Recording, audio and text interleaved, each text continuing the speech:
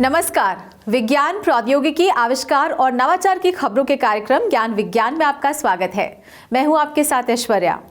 आज के अंक में हम बात करेंगे श्रीनगर में संपन्न हुए 3 दिवसीय कश्मीर एक्सपो आजीविका के लिए स्टार्टअप की।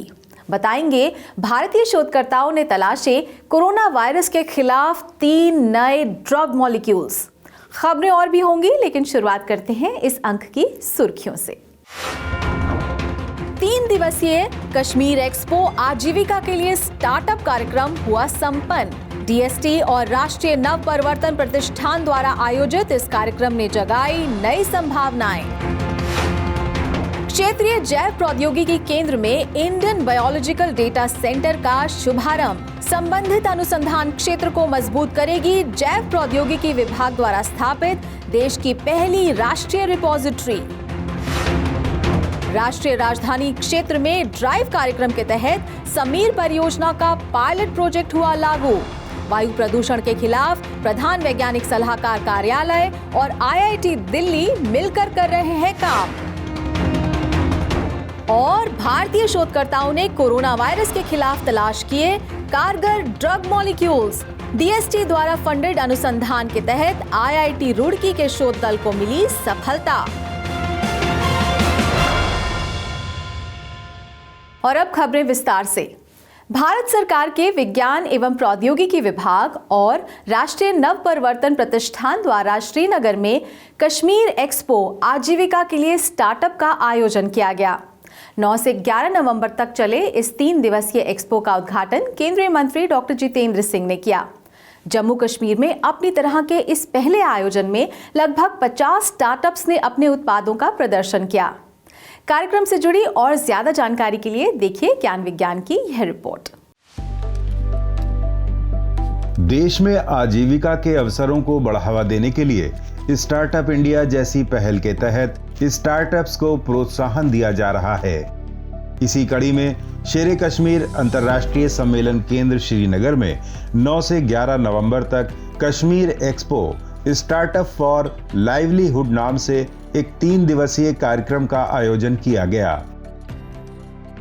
भारत सरकार के विज्ञान एवं प्रौद्योगिकी विभाग और राष्ट्रीय नव प्रवर्तन प्रतिष्ठान द्वारा आयोजित इस प्रदर्शनी का उद्घाटन केंद्रीय विज्ञान एवं प्रौद्योगिकी और पृथ्वी विज्ञान मंत्री डॉक्टर जितेंद्र सिंह ने किया। जम्मू कश्मीर में ये अपनी तरह का पहला आयोजन था जिसमें लगभग 50 स्टार्टअप्स ने अपने उत्पादों को प्रदर्शित किया। इस मौके पर केंद्रीय मंत्री ने कहा कि जम्मू कश्मीर की भौगोलिक और जलवायु परिस्थितियां औषधीय और सुगंधित पौधों की खेती के लिए पूरी तरह अनुकूल हैं। इसलिए यहां कृषि तकनीक स्टार्टअप्स की खूब संभावना है। पर्पल क्रांति के रूप में उभरी लेवेंडर खेती यहां अवसर प्रदान कर रही है और इससे जुड़े स्टार्टअप अब न सिर्फ खुद कमा रहे हैं बल्कि रोजगार भी पैदा कर रहे हैं। 2014 से पहले सिर्फ 50 बायोटेक स्टार्टअप थे हिंदुस्तान में। अभी हमने ही लगाया एक्सपो दिल्ली में प्रगति मैदान में पहली बार, बढ़ करके उसकी तादाद लगभग 6000 हो गई। हमारी बायो इकोनॉमी हिंदुस्तान की सिर्फ $8 बिलियन हुआ करती थी, आज वो बढ़कर के $80 बिलियन। और हमें जो हमारा प्रोजेक्शन है वो ये कहता है कि 150 बिलियन तक हम 2025 तक पहुंच सकते हैं।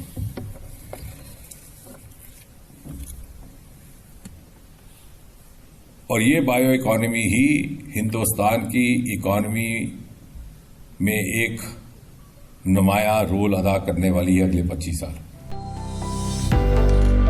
इस आयोजन का उद्देश्य स्थानीय स्टार्टअप्स के लिए उनकी उद्यमशीलता, कौशल और उनके अभिनव उत्पादों और नवाचारों को प्रदर्शित करने का एक मंच प्रदान करना था, जहां स्टार्टअप्स को सरकार के विभिन्न विभागों द्वारा प्रदान की जाने वाली सहायता प्रणाली के बारे में भी जानकारी मिल सके।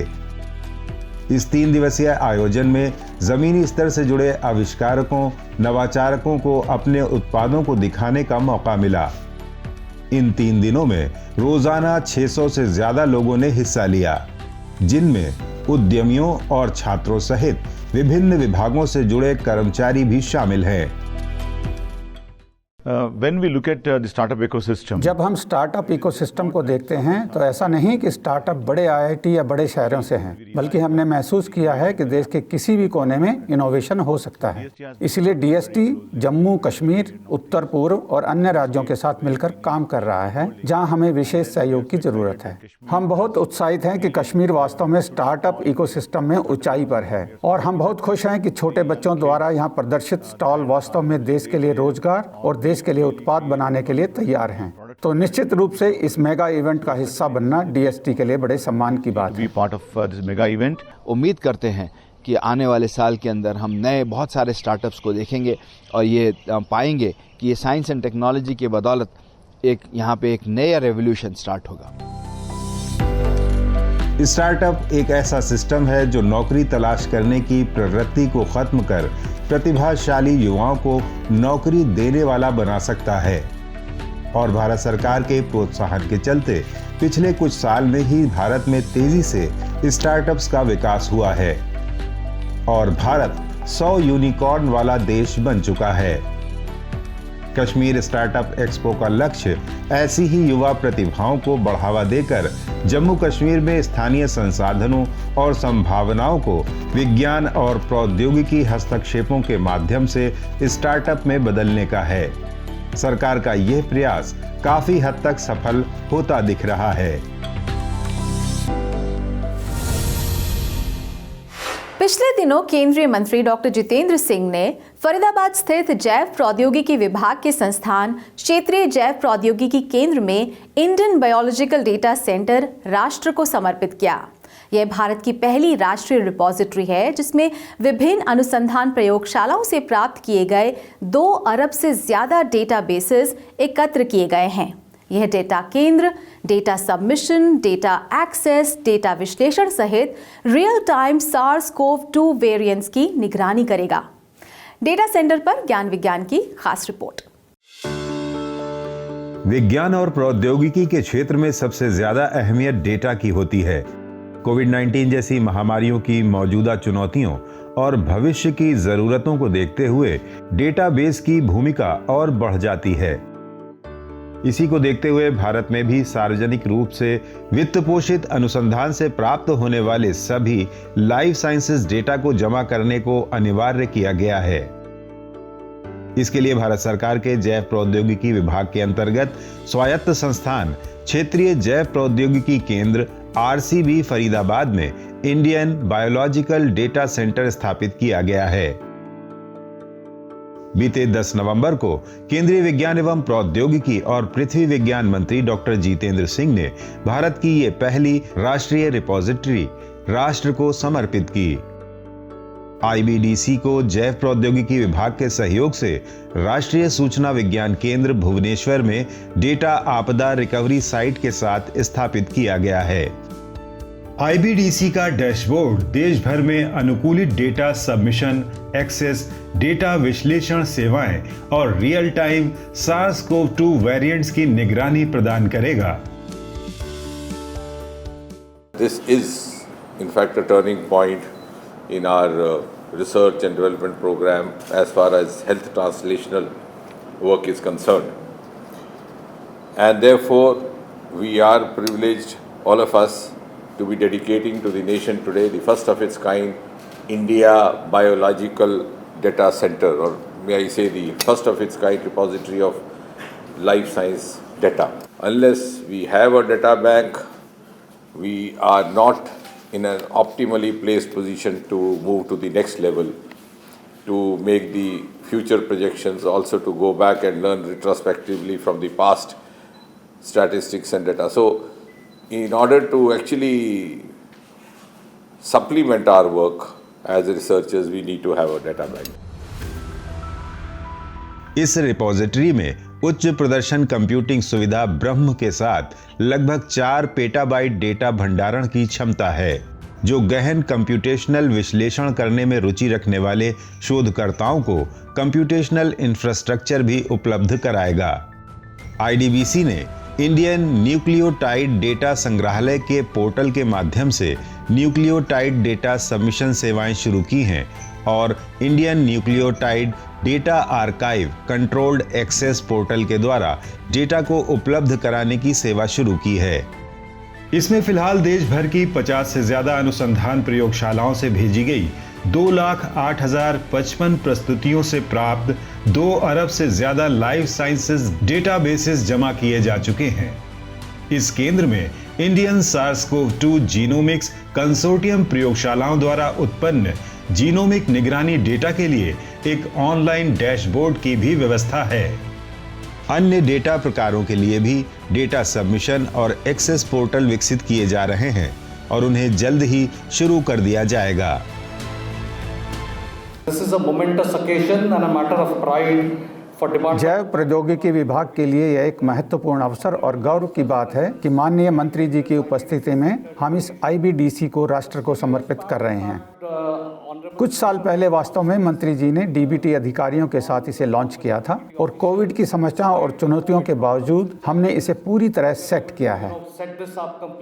यह सुपर कंप्यूटिंग और HPC सुविधाओं की क्षमता के साथ सबसे अच्छे केंद्रों में से एक है।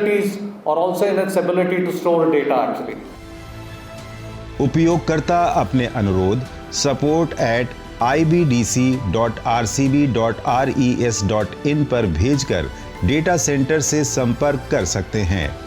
मूल रूप से IBDC का उद्देश्य खोज योग्य, सुलभ, इंटरऑपरेबल और रीयूजेबल सिद्धांतों के अनुसार आंकड़ों को साझा करना है। IBDC को एक ऐसे मॉड्यूलर प्रारूप में विकसित किया जा रहा है जिसमें विभिन्न वर्ग आमतौर पर विशेष प्रकार के लाइफ साइंसेज डेटा से संबंधित कार्य करेंगे। भारत की ये पहली डेटा रिपोजिटरी भारत को संबंधित अनुसंधान एवं विकास के क्षेत्र में एक कदम और आगे बढ़ा देगी।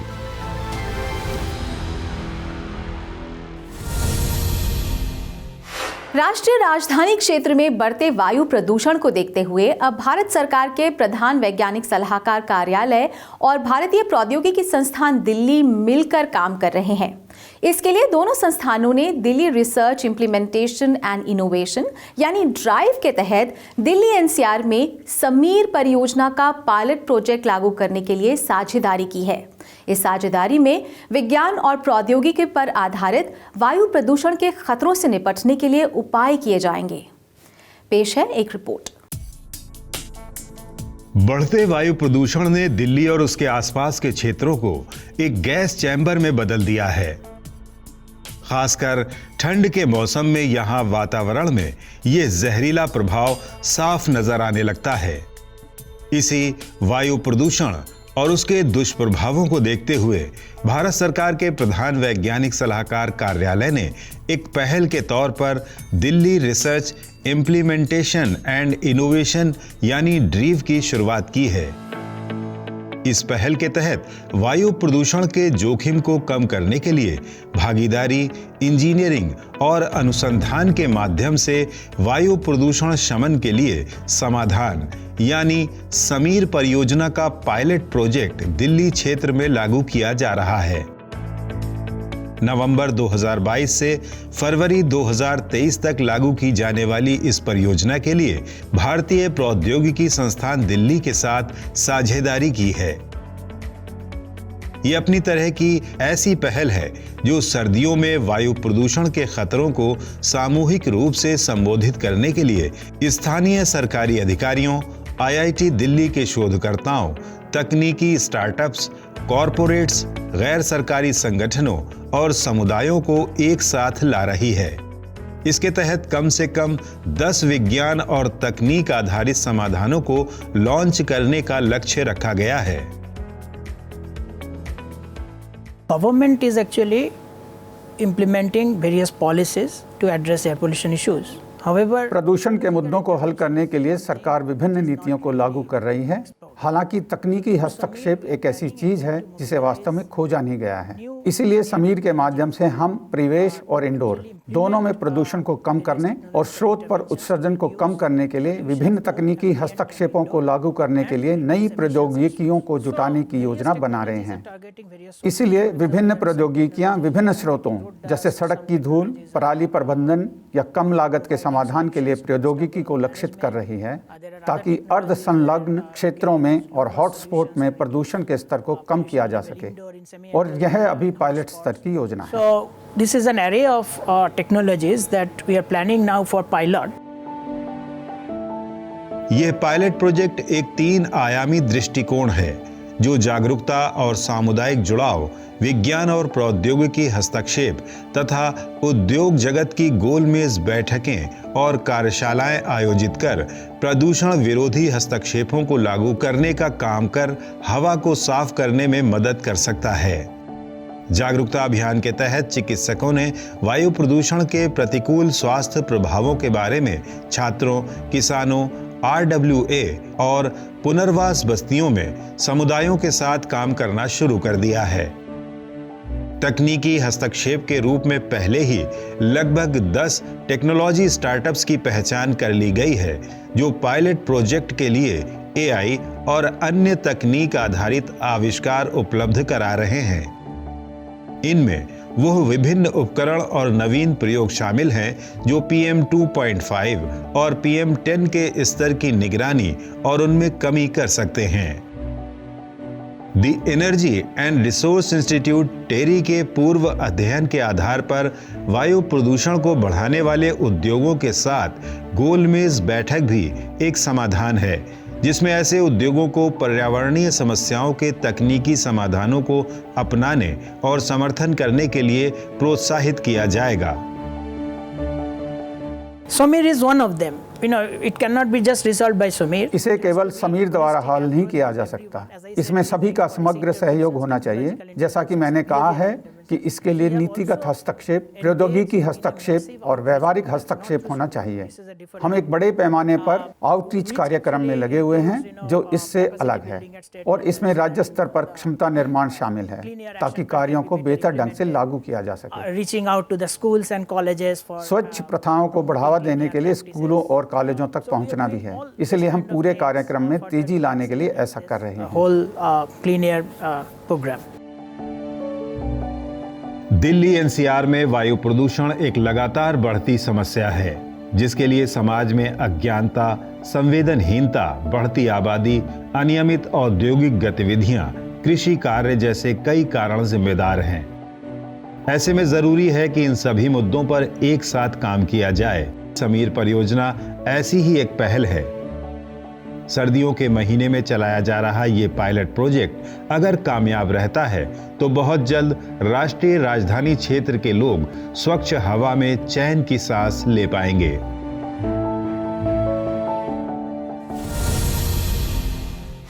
विज्ञान एवं प्रौद्योगिकी विभाग द्वारा फंडेड अनुसंधान के तहत भारतीय शोधकर्ताओं ने ऐसे ड्रग मॉलिक्यूल्स खोजे हैं जो कोरोना वायरस के खिलाफ कारगर साबित हो सकते हैं। भारतीय प्रौद्योगिकी संस्थान रुड़की के शोध दल द्वारा पहले से मौजूद प्रोटीन और वायरस की संरचनाओं के ऑनलाइन संग्रह में से तलाशे गए ये मॉलिक्यूल्स कोविड-19 जैसी महामारियों के खिलाफ मुहिम को मजबूत करने में मदद कर सकते हैं। पेश है ज्ञान विज्ञान की एक खास रिपोर्ट। कोरोना महामारी ने पूरी दुनिया के जनजीवन को बदल कर रख दिया। तरह तरह के समाधान तलाशे गए। भारत में भी तेजी से वैक्सीन पर काम किया गया और रिकॉर्ड समय में नागरिकों को कोरोना वैक्सीन उपलब्ध कराई गई। वैक्सीन एंटीबॉडीज विकसित कर हमें वायरस के जानलेवा दुष्प्रभाव से बचाती है, लेकिन वायरस के लगातार रूप बदलने की प्रवृत्ति के चलते वैक्सीन को पूरी तरह समाधान नहीं माना जा सकता। ऐसे में शोधकर्ता वायरस के खिलाफ कारगर दवाओं पर अनुसंधान कर रहे हैं। इसी कड़ी में भारतीय प्रौद्योगिकी संस्थान रुड़की के शोध दल ने पहले से इस्तेमाल की जा रही दवाओं में से 3 तरह के ऐसे औषधि अणुओं की तलाश की है जो प्रारंभिक शोध में कोरोना वायरस के प्रोटीन के खिलाफ प्रभावी पाए गए हैं। ये अणु यानी मॉलिक्यूल कोरोना की दवा के तौर पर इस्तेमाल किए जा सकते हैं। Department of science and technology ने कुछ प्रोजेक्ट्स दिए थे, जिसमें एक प्रोजेक्ट था जिसमें कि कोविड-19 के लिए कुछ सॉल्यूशंस देने थे। प्रोफेसर परविंदर और प्रोफेसर शैली तोमर ने मॉलिक्यूल बेस्ड एक सॉल्यूशन दिया है, जिस सॉल्यूशन को वैलिडेट करने के लिए हमें जो ड्रग्स का टीडियस प्रोसेस है वो नहीं करना पड़ता, वो डायरेक्टली हम उसकी टेस्टिंग करके मार्केट में ला सकते हैं।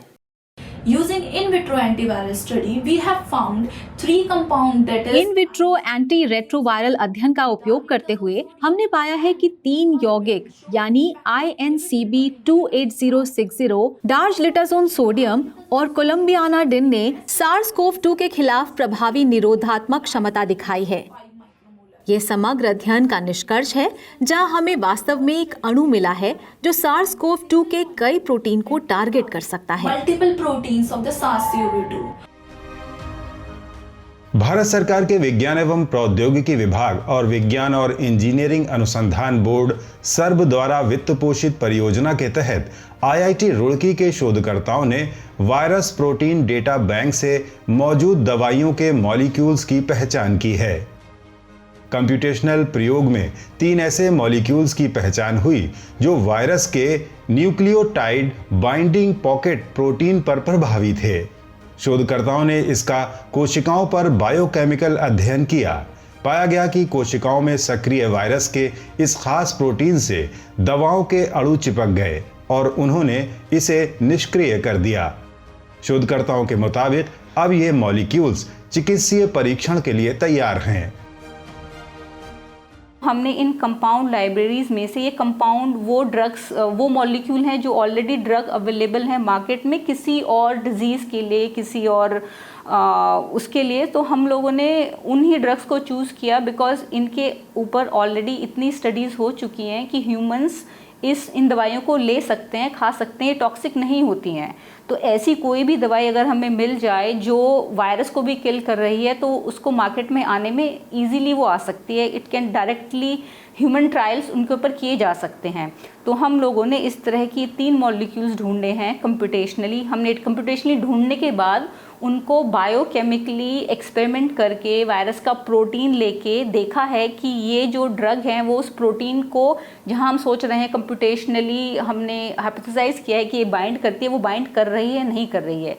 जब हमने देखा कि ये मॉलिक्यूल वायरस के इस प्रोटीन को, न्यूक्लियोकैप्सिड प्रोटीन एक प्रोटीन है जो वायरस के अंदर मिलता है, वो उसको जाके बाइंड कर रही है, उसको चिपक जाता है वो मॉलिक्यूल, जिससे कि वो फिर प्रोटीन फंक्शन नहीं कर पाता है।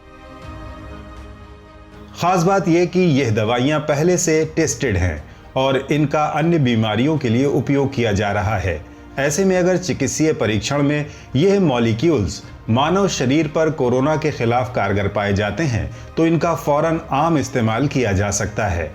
फिलहाल शोधकर्ता DST के नेतृत्व में जारी कोरोना वायरस के अन्य प्रोटीन के खिलाफ भी अणुओं की तलाश कर रहे हैं। भारतीय शोधकर्ताओं का ये अध्ययन कोरोना और अन्य महामारियों के खिलाफ और मजबूत करेगा।